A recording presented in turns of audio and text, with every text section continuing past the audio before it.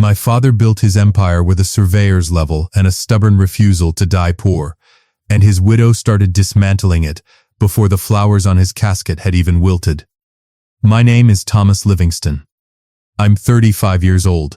I live in Phoenix, Arizona, and for most of my adult life, I believed that family was something sacred, something that didn't need a contract, something you could trust. I was wrong, and the education that corrected me cost me 48 hours of grief, 3 weeks of strategic silence, and one courtroom moment that I will remember for the rest of my life. Let me take you back to the beginning. My father, Robert Livingston, built Livingston General Contractors from nothing. I mean nothing. He started with a used pickup truck, a personal loan of $12,000 from my grandfather, and a commercial construction license he had studied for while working night shifts as a framing carpenter. By the time I was born in 1989, he had 4 employees. By the time I was in middle school, he had 42. By the time I graduated from Arizona State University in 2011 with a degree in civil engineering, Livingston General Contractors was a mid-size commercial construction firm headquartered in North Phoenix, pulling in contracts across Maricopa and Pinal counties. The company had a fleet of equipment, 2 yards, a solid reputation for government bids, and a workforce of nearly 110 people. My dad was not a showy man. He drove the same Ford F-250 for 12 years. He wore Wranglers and work boots to business meetings and didn't apologize for it. He called a bluff when he saw one, shook hands like he meant it, and slept 8 hours every single night because, as he always said, a man who's tired makes bad decisions. He was also, unfortunately, a man who fell in love twice. My mother, Carol Livingston, passed away from a brain aneurysm in January 2003. I was 13 years old. My dad was devastated in the quiet way strong men are. He didn't cry in front of me. But I could hear him in the kitchen at 2 in the morning, sitting alone, the radio turned so low it was barely a whisper. He carried his grief in his chest like a load-bearing wall, invisible but structural. He met Sandra Pruitt in 2007. She was 31 years old at the time. 29 years younger than my dad, a fact that nobody in the family said out loud but everyone mentally noted. She was sharp-looking, well-spoken, recently out of a short first marriage, and working as an office manager at a commercial real estate brokerage in Scottsdale. She was friendly in the calculated way that some people are, warm enough to be likable, careful enough never to let you fully in.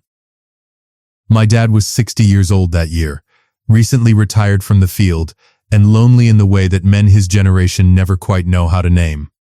They married in 2009. Sandra became Sandra Livingston. She was 33.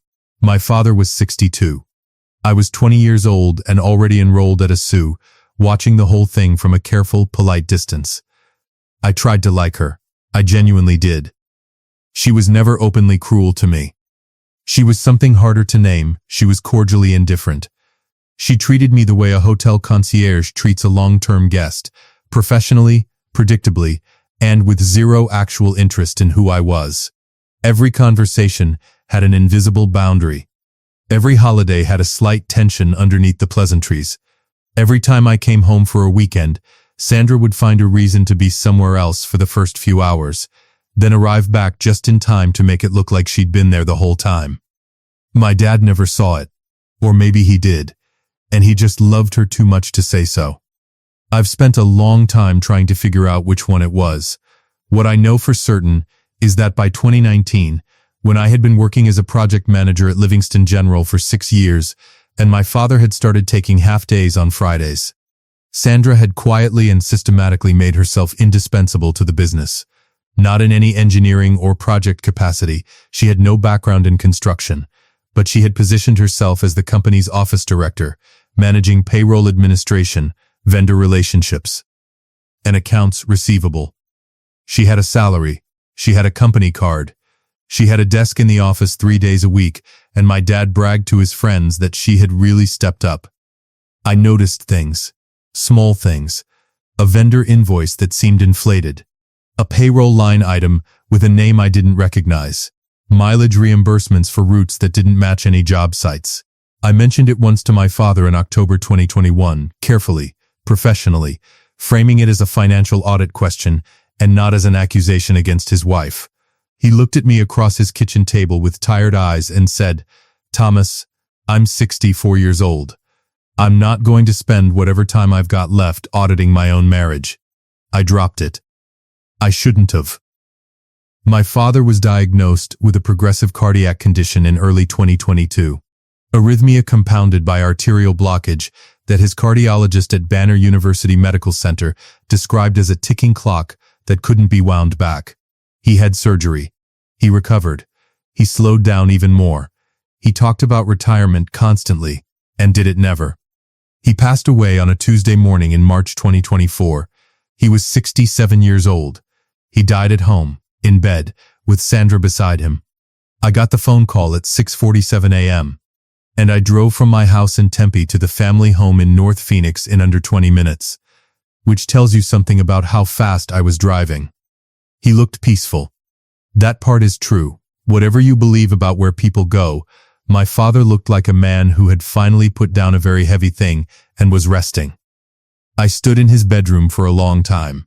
Sandra was in the kitchen on the phone with the funeral home, her voice low and efficient. Businesslike, I noted that, filed it away, and told myself I was being uncharitable because I was grieving. The funeral was held the following Friday. Family, employees, subcontractors, city officials who knew my dad. The place was packed. Men in work boots and women in black dresses, all pressed together in the same pew, all holding the same stunned, quiet grief for a man who had built things that would outlast everyone in that room. Sandra sat in the front row. She cried at the appropriate moments. She thanked people graciously during the reception. She was, as always, the picture of composure. 48 hours after my father's funeral, on Sunday morning, I received an email. It was from a family law and estate attorney based in Scottsdale, a man named Gerald Marsh, informing me that he was acting on behalf of Sandra Livingston and that, pursuant to my father's most recently executed will dated November 2023, Mrs. Livingston was the sole beneficiary of the estate, including the family residence at, all financial accounts held jointly or individually by Mr. Robert Livingston, and 100% of the shares in Livingston General Contractors LLC. The email requested that I contact Mr. Marsh's office within 5 business days to discuss the orderly transition of any items of personal property I wish to retrieve from the family residence. In other words, your father is buried. Get your stuff and get out. I sat at my kitchen table in Tempe and read that email 4 times. I want to tell you that I got angry. A part of me did, a hot electrical flash of it that lasted about 30 seconds. But then something else happened. Something colder and more deliberate settled into my chest, and I recognized it immediately because I had felt it before, on job sites. When a subcontractor tried to cut corners on a structural detail, and I had to decide in the next 15 seconds how I was going to handle it. I felt the anger go quiet. I felt my brain shift into gear. I didn't know it yet, but my father had prepared me for exactly this moment, in a way Sandra never anticipated. I poured a cup of coffee. I sat back down, and I called my attorney. His name is Kevin Mercer. He's 49 years old, a business and estate litigation attorney based in downtown Phoenix, with 23 years of experience and a reputation that most people in commercial construction in the Valley are aware of if they've been around long enough. Kevin and my father had worked together for over a decade on everything from corporate structuring to contractor disputes. Kevin had also, as it happened, drafted and overseen the execution of my father's will, not the November 2023 will that Gerald Marsh was referencing. A different one. Kevin picked up on the second ring. "Thomas, I was expecting your call. Are you okay?" "I'm functional. Tell me what you know about a will dated November 2023. A pause. A long one. "Thomas, before you do anything, I need you to come into the office tomorrow morning. There are things I need to show you in person." I didn't push him. I didn't sleep much that night either. The next morning, Monday, I walked into Kevin's office on North Central Avenue at 8:30. He was already at his desk, a stack of documents in front of him, and 2 cups of coffee waiting. He didn't waste any time. "Your father came to see me in September 2023, Kevin said. He was concerned. He had started noticing things in the business accounts, discrepancies he couldn't explain. He asked me to help him restructure. There it was. He came to you before he came to me, I said. He didn't want to alarm you. He also didn't have proof yet, just instincts. Your dad was smart, Thomas. He trusted his instincts. What my father had done, quietly, systematically, and with Kevin's help over the course of 6 weeks in the fall of 2023, was restructure Livingston General Contractors in a way that was entirely legal, entirely thorough, and entirely invisible to Sandra. He had converted his sole ownership stake in Livingston General Contractors LLC into a structure involving a family trust, the Robert H.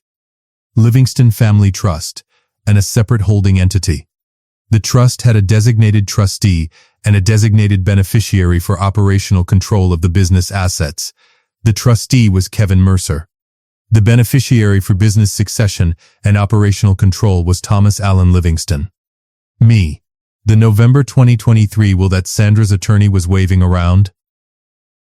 It was real. It was valid.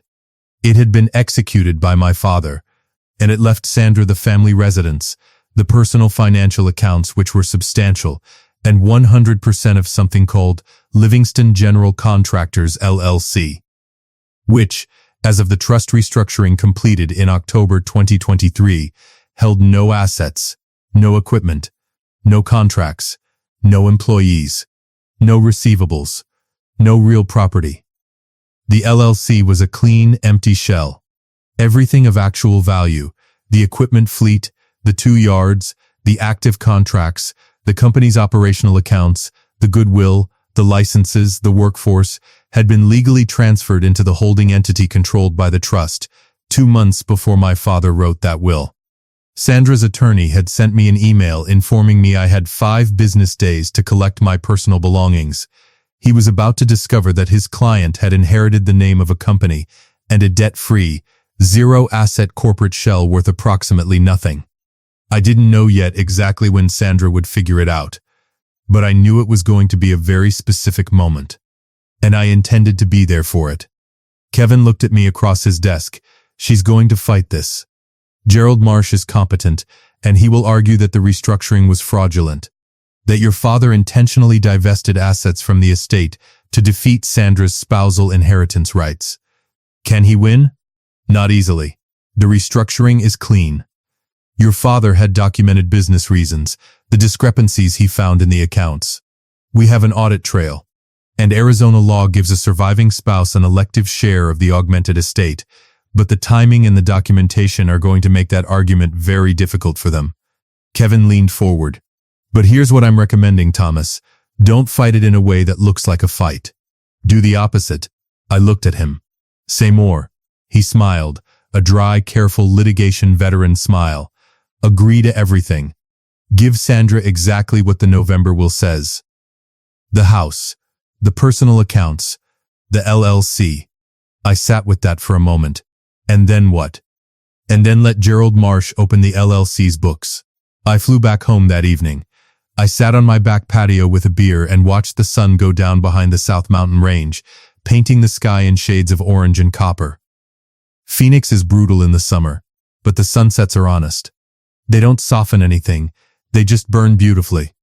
I thought about my dad, driving that old F-250, eating the same diner breakfast every Thursday morning, trusting his instincts all the way to the end. I've got it from here, Dad, I said out loud, to no one. Sandra sent me a text 3 days after the funeral. That's how I know the grief was at least partly curated. 3 days of widow's silence, and then a text message from a woman who had never texted me anything warmer than a grocery list. Thomas, I'd appreciate it if we could handle this like adults. Gerald will be in touch.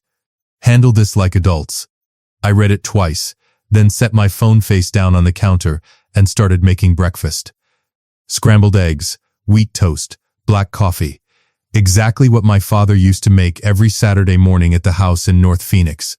I had learned to cook it the way he did. No butter in the eggs, just heat and patience, and I hadn't been able to stop making it since he died. Sandra's attorney, Gerald Marsh, called Kevin the following Wednesday morning. Kevin relayed the conversation to me in a voice note that afternoon. Gerald had laid out Sandra's position clearly. The November 2023 will was valid. Sandra was the sole beneficiary, and she expected full and immediate transfer of all estate assets, including Livingston General Contractors LLC. Gerald made pointed reference to the fact that any attempt to contest the will or introduce alternative asset structures would be met with aggressive litigation.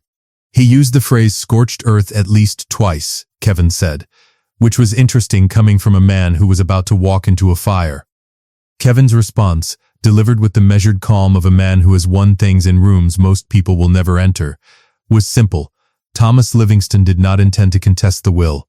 He would comply with the terms of the November 2023 will in full.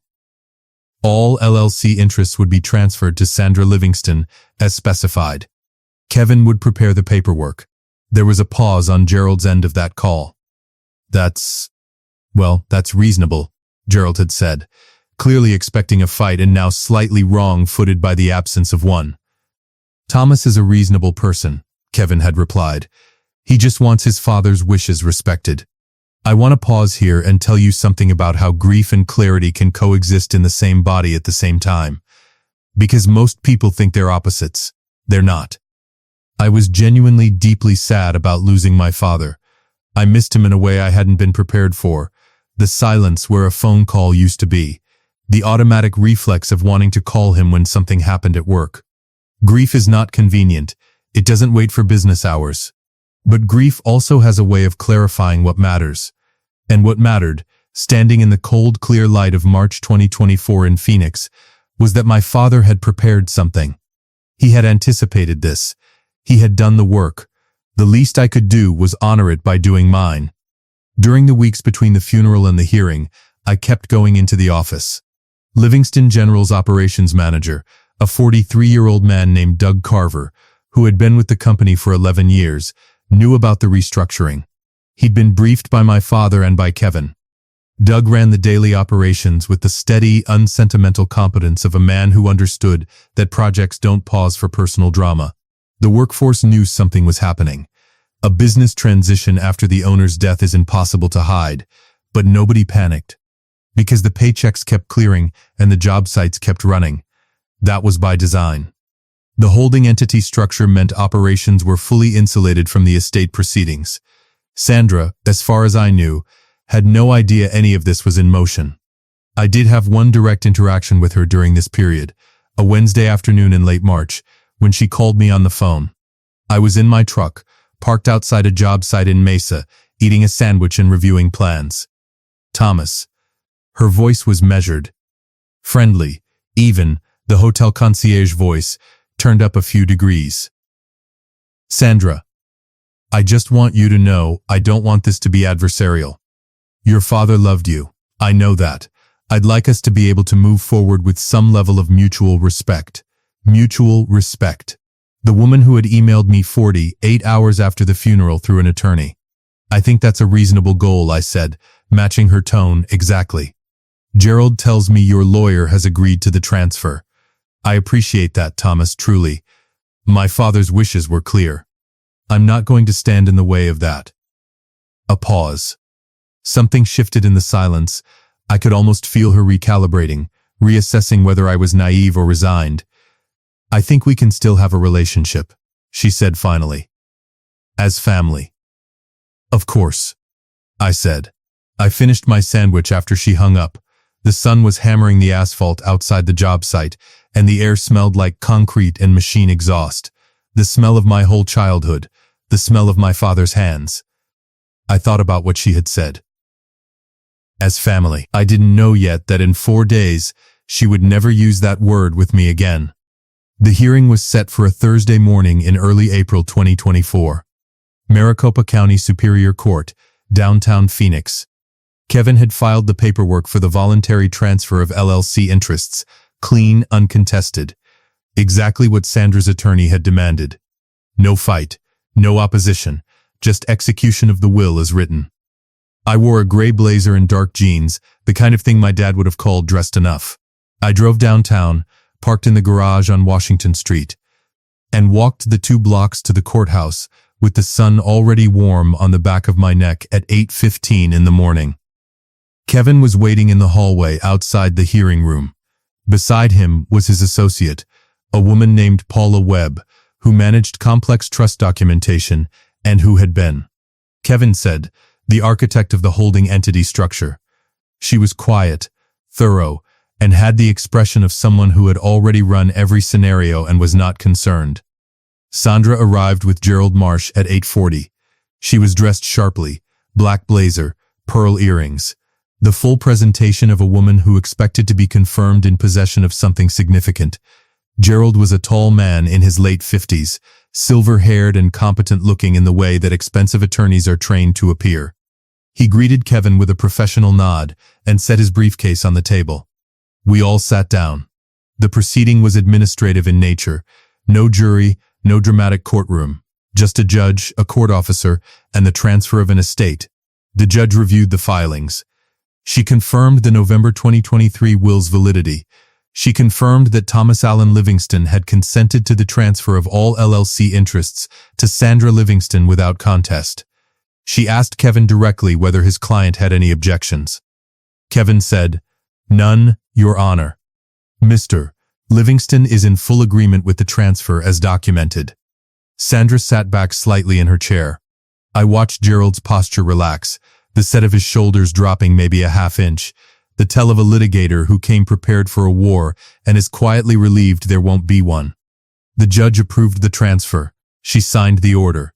That was the moment Gerald reached for the business asset schedule, the supporting documentation that itemized exactly what Livingston General Contractors LLC contained. The documentation that, under court procedure, he was required to review for the record before the transfer was formally closed. He opened the folder. He read the first page. He turned to the second page. He stopped. I watched his face change the way a structure changes when a load-bearing element fails, not all at once, but progressively. As his brain processed what his eyes were reading and refused, for a moment, to accept the calculation. He looked up at Kevin. Kevin looked back at him, entirely calm, entirely still, the way a man looks when he already knows every word on every page. Gerald looked back down at the document. He read the line again, the one specific sentence that had stopped him cold.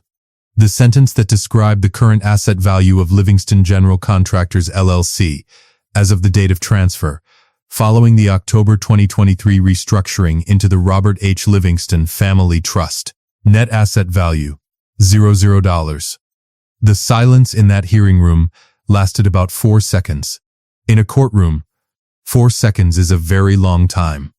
Gerald Marsh set the document down on the table with the deliberate care of a man trying to keep his hand steady. He removed his reading glasses, folded them, placed them beside the document. He looked at Kevin Mercer with an expression that was trying very hard to remain professional and was losing the battle by small visible degrees. "Counsel," he said, "I'd like to request a brief recess." The judge granted it. Sandra leaned toward Gerald immediately, her voice low but not low enough. "What's wrong? What does it say?" "Sandra." Gerald's voice was a wall. "Not here." They stepped into the hallway. I stayed in my seat. Kevin poured himself a glass of water from the pitcher on the table, unhurried, and slid one across to me. "How are you doing?" he asked quietly. "I'm good," I said, and I meant it. Through the glass panel beside the hearing room door, I could see Sandra's face changing. The composed widow's mask, the one she had been wearing since the funeral, since the email, since the phone call about moving forward as family, was coming off in real time. I watched Gerald speak, watched him show her the document, watched her head tilt forward to read it, then come back up. Her expression went through 3 or 4 distinct phases in about 30 seconds. I recognized all of them. Confusion, then disbelief, then the specific, sharp-jawed fury of a person who realizes they have been outmaneuvered. She pushed back into the hearing room before Gerald could stop her. "What did you do?" She was looking at me. Her voice was controlled, but only barely. "What did you do to that company?" I looked at her calmly. "I didn't do anything to the company. Sandra, my father did. 18 months ago. That's fraud. That's illegal. He stripped the assets from the estate, he restructured his business, Kevin said, smoothly and without emphasis, which is a legal right of any business owner. The restructuring was completed in October 2023, fully documented, with a clear and auditable business rationale. The will your client is relying on was executed in November 2023, after the restructuring was complete. Mr.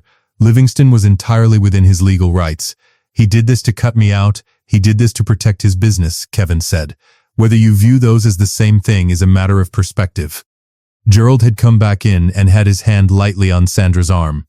The practiced, careful gesture of an attorney managing a client who is about to say something unhelpful. Sandra, please. She sat down. She was breathing in the measured way people breathe when they are trying to prevent themselves from screaming. The judge returned. The proceedings resumed. The transfer of Livingston General Contractors LLC, the empty shell, the zero-asset entity, the name and nothing else, was formally completed. Sandra Livingston received exactly what my father's November 2023 will specified. The company. 100% of the shares. She inherited a clean corporate filing with no employees, no contracts, no equipment, no property, and no receivables. She inherited the letterhead. I didn't say anything triumphant. I didn't want to.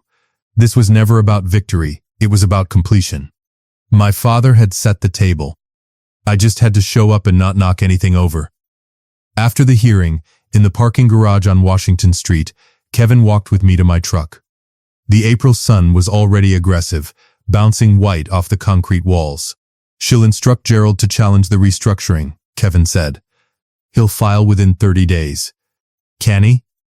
He can file. Winning is a different question. Arizona recognizes a surviving spouse's right to an elective share of the augmented estate, 33% under ARS 142202.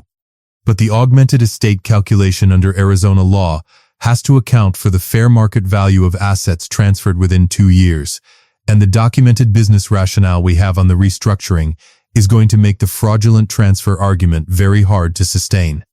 We have the discrepancy records your father compiled. We have the vendor audit. We have a clear paper trail. I nodded. What does she actually end up with if they pursue the elective share? Realistically, the family residence, which is fully paid off, worth approximately $1. $1 million in today's Phoenix market. The personal financial accounts Robert held, which totals somewhere in the range of $400,000 after estate costs. A legitimate claim to a portion of the marital portion of business goodwill, which will argue down hard. She ends up comfortable, Thomas. She's not destitute. I'm not trying to destroy her, I said. I just wasn't going to let her take what 110 people depend on. Kevin nodded slowly. Your father said almost exactly the same words to me when he came in that September. I sat with that for a second. He had been watching the same thing I was watching. The slow, systematic positioning, the accounts, the cordial indifference, the patient accumulation of proximity to something valuable. He had just been quieter about it than I would have been, and more methodical, and more thorough. He had done what he always did. He had built something to last. If you've made it this far, do us one quick favor. Subscribe. A lot of people watch without ever doing it, but it costs you nothing and means everything to us. Thank you. Over the following weeks, Gerald filed the elective share claim, exactly as Kevin had predicted. The litigation was real. Months of depositions, document productions, financial forensics. Sandra hired a forensic accountant. We hired a better one. What the forensic accounting revealed, once Sandra's team had gone digging in the hope of finding grounds to challenge the restructuring, was not what they were looking for. It was something much worse for her. The same vendor invoices I had flagged to my father in October 2021. The ones that had led him, quietly to compile his own documentation, became relevant in the discovery process. A pattern emerged across 14 months of company records, inflated vendor invoices from a sole proprietorship that had no verifiable physical address. The payments from which traced back, through a single-member LLC registered in Nevada, to an account with Sandra Livingston as signatory. $263,000. Over 14 months. Kevin didn't bring it to Gerald as a threat. He filed it with the court as part of the elective share proceeding, as relevant financial history affecting the augmented estate calculation. Specifically, as a reduction to the estate value traceable to transfers the court might choose to characterize as misconduct. Gerald Marsh withdrew from the case 11 days later. He cited a conflict of interest in his withdrawal filing, which is the polite legal language for, "I am not going to be in the room when this gets worse." Sandra retained a new attorney, a younger woman named Beth Coulter, out of Tempe. Beth was sharp, and she understood immediately that her client's negotiating position had collapsed. Within 3 weeks, Beth called Kevin with a settlement proposal. Sandra would drop all elective share claims. She would accept the family residence and the personal accounts. She would sign a full release of any interest in the holding entity, the trust, and the operations of Livingston General Contractors. In exchange, the financial misconduct documentation would be treated as settled and not referred to the Maricopa County Attorney's Office. Kevin brought it to me on a Tuesday evening. We sat in his office with the city lights coming on outside the windows and the traffic on Central Avenue thinning out below us. "It's a clean resolution," Kevin said. "She walks away with assets. You walk away without a criminal referral process that could take years. Does she deserve that?" I asked. Kevin looked at me steadily. "Deserve is a theological question, Thomas. I'm a lawyer.